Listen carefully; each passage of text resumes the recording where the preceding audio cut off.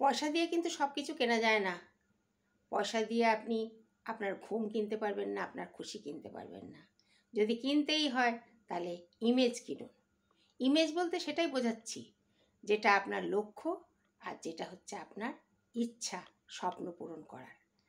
নমস্কার, রিয়ালাইজেশন চ্যানেলে সবাইকে অভিনন্দন। আশা করি সবাই ভালো আছেন। আজকে পয়সা যে জীবনের সব কিছু নয়, তার অনেক বহু প্রমাণ আছে এবং সেই প্রমাণ কিছু একটু তুলে ধরবো আমার এই ভিডিওতে। ভিডিওটা স্কিপ করবেন না, সম্পূর্ণ দেখুন, ভালো লাগবে।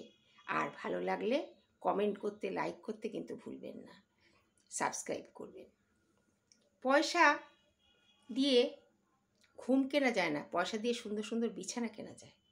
পয়সা দিয়ে কিন্তু সময় কেনা যায় না। পয়সা দিয়ে অনেক ভালো ভালো খাবার কিনতে পারবেন, কিন্তু খাওয়ার ইচ্ছা কিনতে পারবেন না।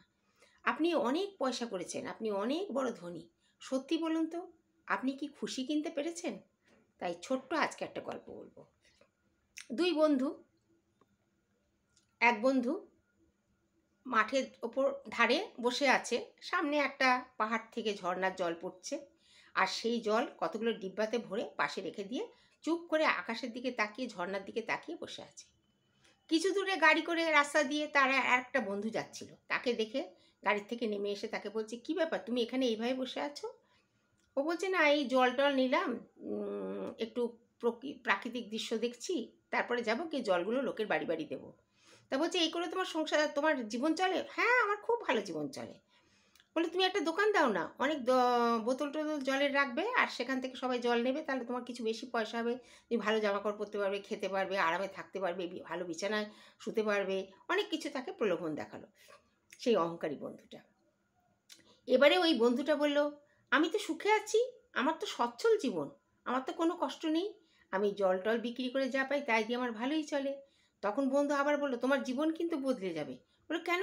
আমার জীবন তো বদলে গেছে, প্রকৃতির দৃশ্য আর প্রকৃতি আমাকে জীবন বদলে দিয়েছে।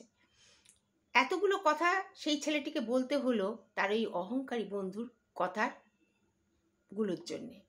তাই প্রত্যেক কথারই কিন্তু জবাব আছে। দেখুন, এই পৃথিবীতে কিন্তু অনেক মানুষ আছে যারা ভালো জামাকাপড় পরতে পারে না, ভালো খেতে পায় না, কিন্তু তারা কত খুশিতে আছে। আবার অনেক বড় বড় ধনী ব্যক্তি আছে যাদের অনেক টাকা আছে কিন্তু একটু খুশি নেই। কারোর সন্তানের জন্য চিন্তা, কারোর সন্তান তাকে ছেড়ে চলে গেছে, কারোর মা বাবা তাকে তাড়িয়ে দিয়েছে, কারোর ভাই বোন এর সঙ্গে কোনো সম্পর্ক রাখতে পারছে না তার ব্যবহারের জন্যে। এইরকম অনেক কিছু ব্যাপার আছে। অর্থ থাকলেই যে সব কিছু হয় বা অর্থ থাকলেই যে খুশি আনন্দটাকে পাওয়া যায় তা কিন্তু নয়।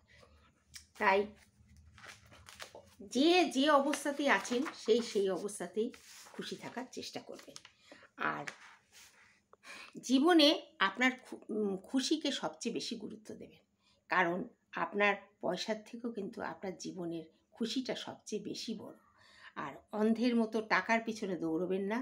অন্ধের মতো টাকার পিছনে দৌড়াতে গিয়ে আপনি ভাববেন অনেক টাকা করেছেন, আপনার জীবন খুশিতেও ভরে থাকবে, তা কিন্তু নয়।